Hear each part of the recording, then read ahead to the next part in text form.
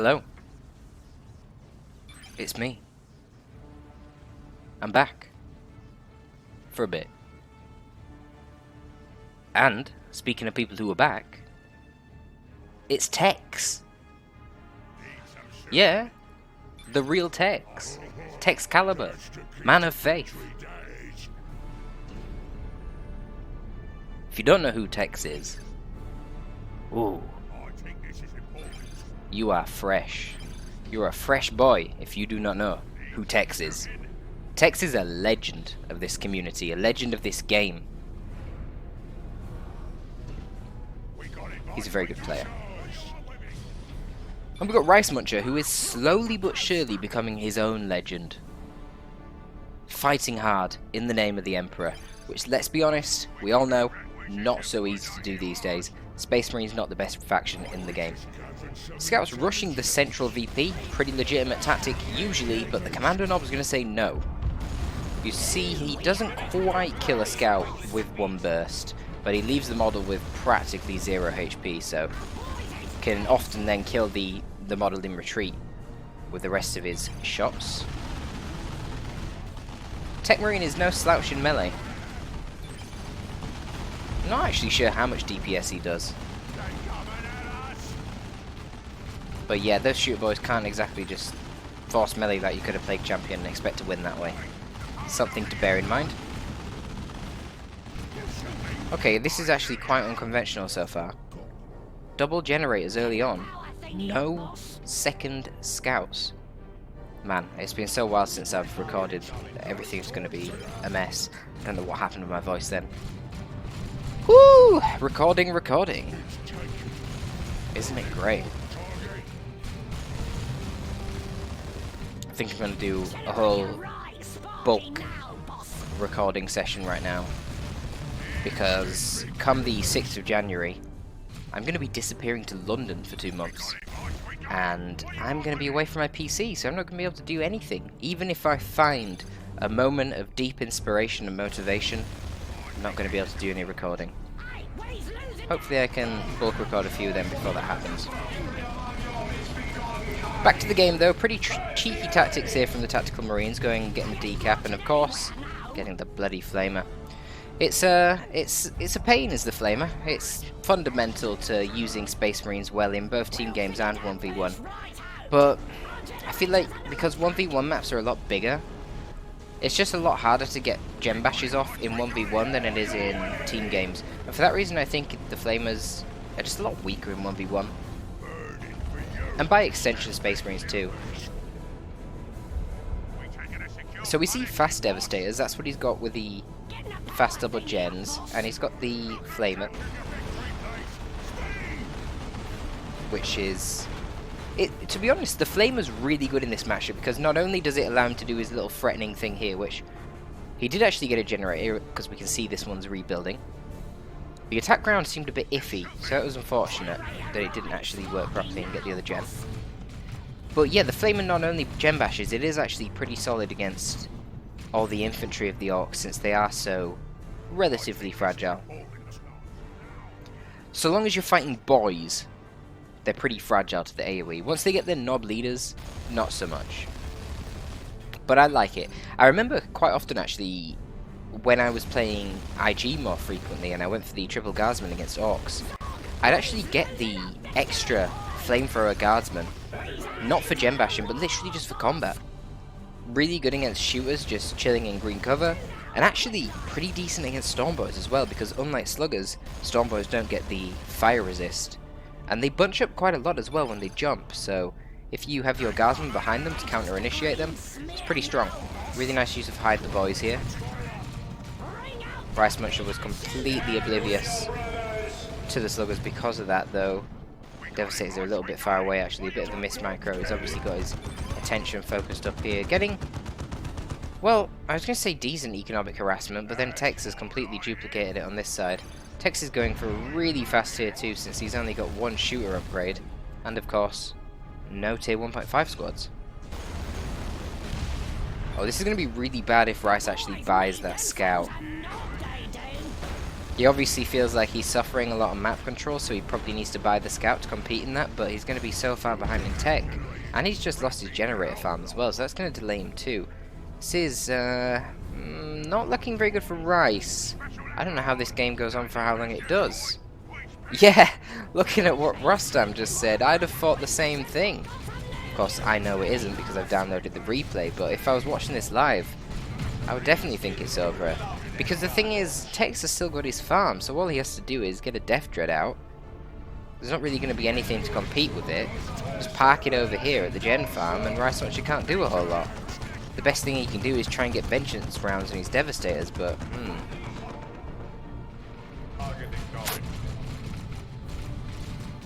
Ooh!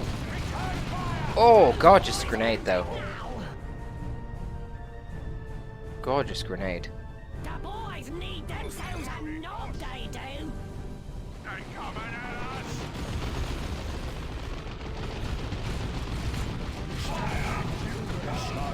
I hope you all enjoyed that dry ass lip fart as well.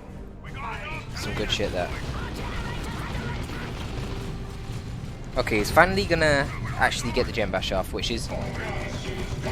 This is what you typically see, like, if the Space Marine invests really heavily into Tier 1, even when the enemy also invests into it, when they start getting lots of Tier 1.5 things out, hero upgrades, all the upgrades on their Tier 1 units, they're pretty hard to compete with, so they generally will get the Bash off, but you will get to Tier 2 first, so you can generally get your vehicle out before the Bash happens, and that allows you to be pretty successful in spite of it. So you see the Vengeance rounds coming up, we're going to be a little bit late. Yeah.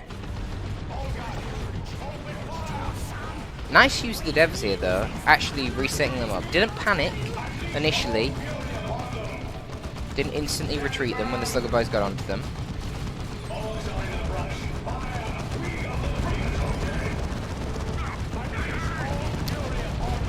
Oh, a little bit of a error there on the grenades. That could have been brutal. I don't actually remember how much damage grenades even do, so I'm not sure how close that would have been to wiping out the squad entirely. If that did wipe out the squad entirely, he'd have been in a super amazing spot. Picking up the Commander Knob's really good as well. In this instance, it would have been a lot better for Tex if he went for the Death Dread rather than the War Truck. Because whilst the War Truck is pretty much unkillable at the moment, the War Truck just doesn't really have the damage to be able to force off Ricemuncher. Whereas the Death Dread, of course, would just walk up to you in melee and that's it, you need to run. But the Devastators can deter them fairly well.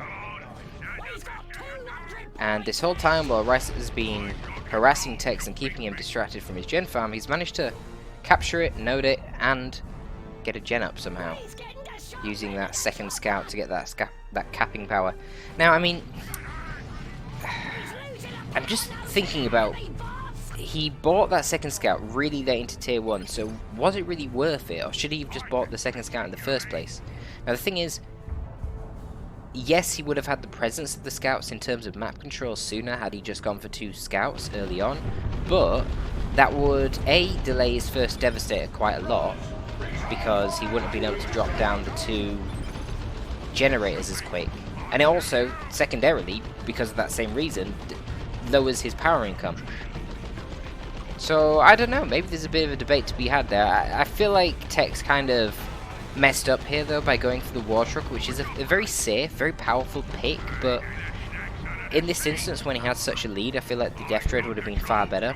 For example, the War Truck just drove past these gens and it didn't really take the time to bash them. He's going to do it now, but that's the thing, he needs 2 units to do that. He needs the Sluggers and the War Truck, and it still takes longer than the Death Dread would take. Whilst it does get deterred by the Devastators and made less useful as well.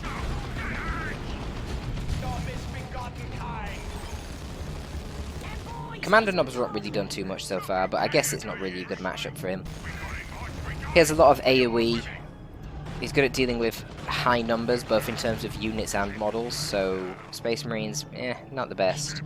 And his greatest combat asset early on is really high ranged piercing damage, but obviously Marines are heavy infantry, so immediately giving them a fairly decent resistance to the piercing. That's why he's mostly just used to hunt down scouts and cap. So Rice is only just going tier 2 now, but the The good thing is, with his little play with the turret and the devs, he has actually managed to really slow down Tex. Tex has had practically no power this whole time.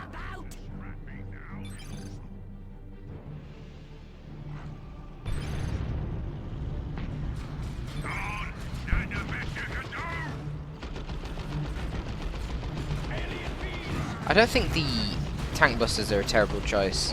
Of course, there's no vehicle on the field yet, but this is the great thing with tank busters. They're so cheap, only being 300 requisition and 0 power. And I'm not sure how many pop they are. I assume they're only 12, not 16. But the benefit of them is they're a really good counter to the turret. With Barrage, I think they can just kill a turret outright. They're also a soft counter to the Devastators, because Barrage obviously will do good damage to the devs and knock them over. And they also gen bash really quick, so they have a lot of utility for a hard AV squad, and a really good AV squad at that.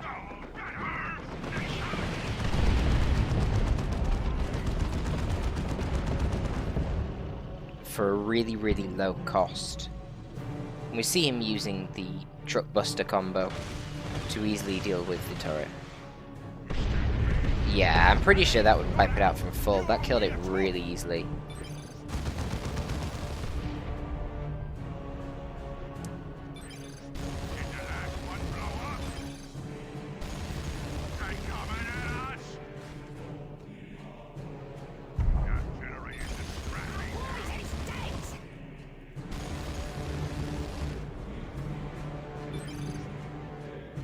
Okay. So, Tex did manage to bash most of Rice's things, but Rice has had this damn thing noded for so long. And I mean, look at that, +9 power income. This power node is essentially a generator in and of itself that he's just been sitting on. This over here as well. This is a weird game, and now he's gone for the Librarian. Which, honestly, it makes sense because he already has double Devastators, so the Librarian obviously has a natural synergy with Devastators because Veil of Time will remove their setup time. But he also has seen that Tex has gone for Tank Busters. So you don't really want to go for a vehicle when the enemy already has AV on the field. You know, the impact of your vehicle is going to be a lot lower because of that. So I do like the Librarian pick. My worry here for Ricemuncher, though he does have the VP advantage, which is quite a strong VP advantage actually. My worry is that Tex is just going to get to tier 3 and get the elite infantry out, and that's going to be the end of him. Something like commando spam could be really problematic, but apparently Tex is going to replace his shooter boys, which I think is a massive mistake. I don't really see the point of... What? I don't really see the point of replacing shooters this late on. They don't really do anything. They're countered by pretty much all of the Marine tier 2 units. They don't really bring much to the field. They're just going to bleed a lot, and they need a lot of upgrades as well to be effective. I don't really understand. Wait, he literally bought 2 more squads of shooters. Interesting. And Rice is leaving a whole lot of his squads out with really low models. Guessing he's waiting to use a drop pod. Where's the Tech Marine? Tech Marine is over there. So he's gonna go try snipe the truck now. Well, I mean, he's probably just coming to defend his gens. Good damage on the... Oh, wow. Not the best grenade I've seen. So, triple shooters. Decent damage on the slugger knob there, as well as the truck. They need to spend a bit of time both healing and repairing. Rice, yeah, okay, he's dropping the drop pod in. He's dropping the drop pod. Okay, fully reinforces them, that's cool. Economic. Because of all these shooters, Tex doesn't really have much of an ability to get to tier 3 now, and I feel like the shooters are going to bleed him quite a lot.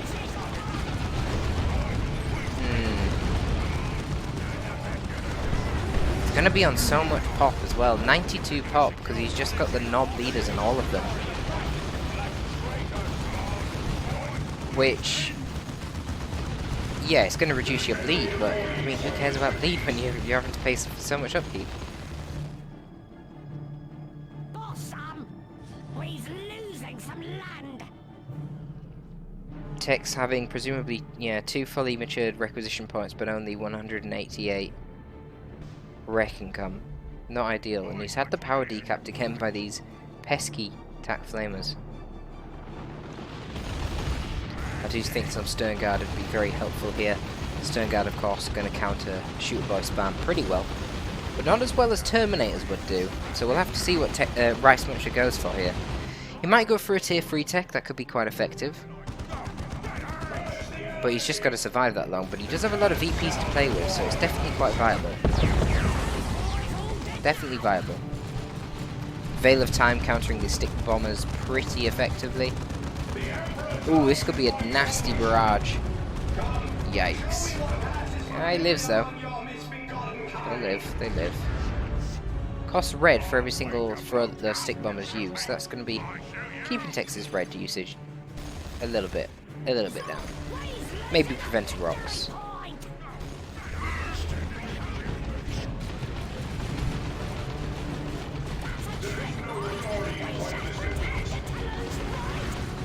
Scouts are just tickling away at these slugger boys who don't really give a damn. The DPS on 2 scouts models is not really very significant. They're probably going to die now. I think they might make it out. Yeah, just about. Heroes have done a really good job of not dying this game. What's this? Mega Boom Kit. Improves the stun bomb. I think that increases the radius of the stun bomb. Oh, a bit sloppy there losing the Warship. I don't really feel like that was very necessary.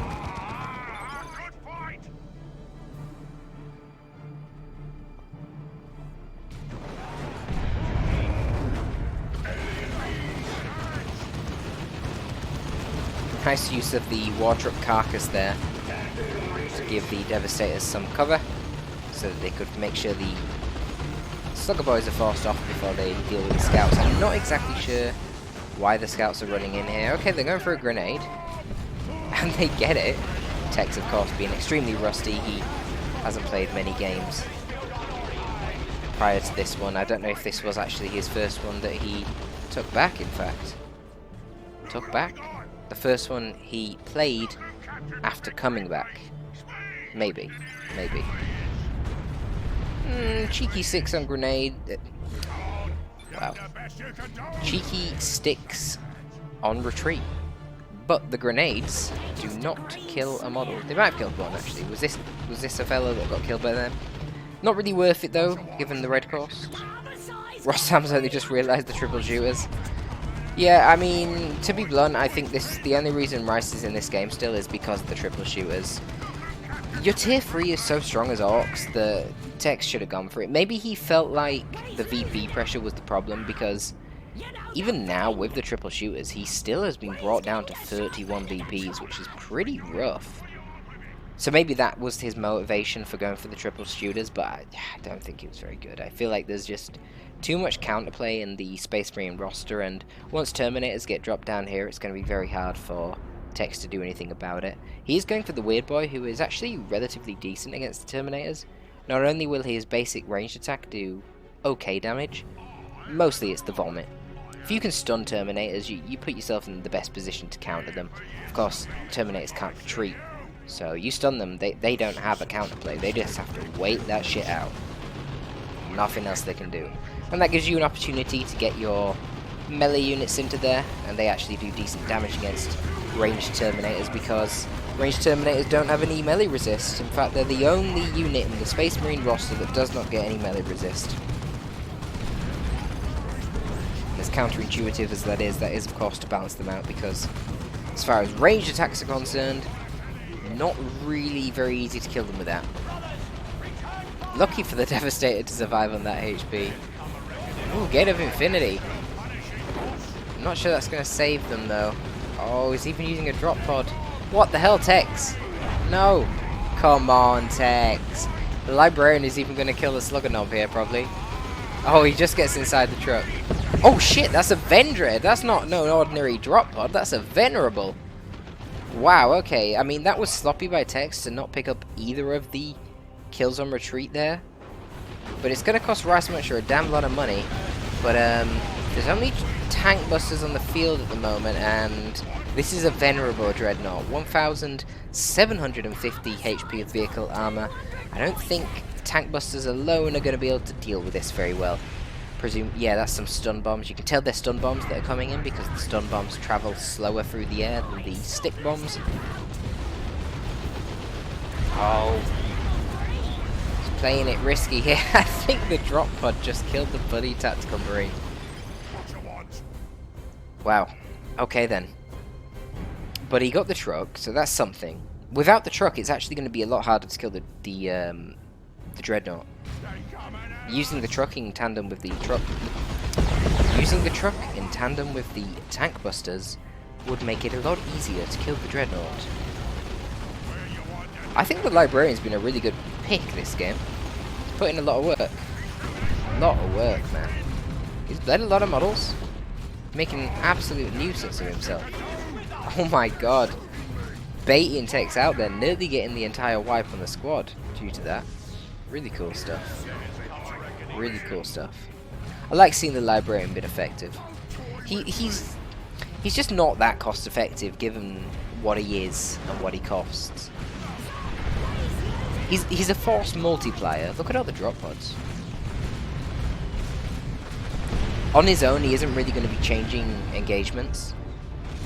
And you definitely don't want him 1v1ing squads. That's just not going to be effective given his cost. I mean, he's practically the cost of a dreadnought once you get his upgrades. And I feel like the Psychic Hood upgrade, the one that gives you the Get of Infinity ability, I feel like that's pretty mandatory because it also increases your max energy and energy regen.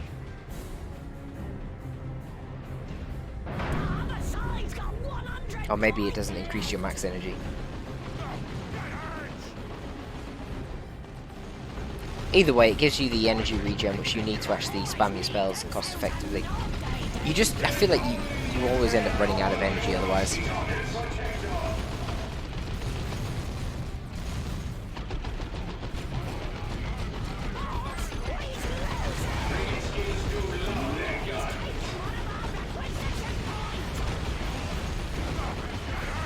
Yeah, this is pretty rough. Just no VPs for Tex, but he doesn't have enough DPS to kill the Dreadnought. He just needed to get to tier 3 sooner. Triple shooters, I don't know. As I say, well, he says he totally forgot VPs, so maybe that wasn't why he went for triple shooters then. Because I was going to say, the only real justification for going for the triple shooters was to really knuckle down in tier 2, solidify your position so you don't lose on VPs, because he was really far behind on VPs, and to be honest with you, I'm not exactly sure why. The really super heavy tier 1 from Rice, I mean, what are we talking? Double Devastators, Tech Marine, didn't have any upgrades on the Tech Marine, but he did have Shotgun Scouts and the Sarge, which on its own is 40 power. He had a turret and he had Attack Flamers. Crazy heavy tier 1. But it actually put in a lot of work, stealing Tex's power node, giving him a decent amount of power income in spite of losing his farm. That's obviously what pulled him through this game. But I think the choice initially to go for a truck instead of a DD when Tex really ought to have known that he was so far ahead, as well as then choosing to go for triple shooters, which was a bit of a meme pick, I guess. Tex is... he's always been known for using some unconventional builds and not being afraid to experiment with them. And coming back into the game at this point now, he was probably quite eager to try out some of the meme builds and see what was actually viable and what you can get away with in the game in this modern era. So there you go, that was a match between Ricemuncher and Man of Faith, aka Texcalibur. Hope it was enjoyable enough to watch. My commentary was not the best today. I'm a little bit rusty. I've not commentated in a long time, but as I say, I'm going to try and bulk record a few of these, and maybe the future ones will be a little bit better. Fingers crossed, eh? That's all I got for y'all today. Thank you very much for listening. Torpid out.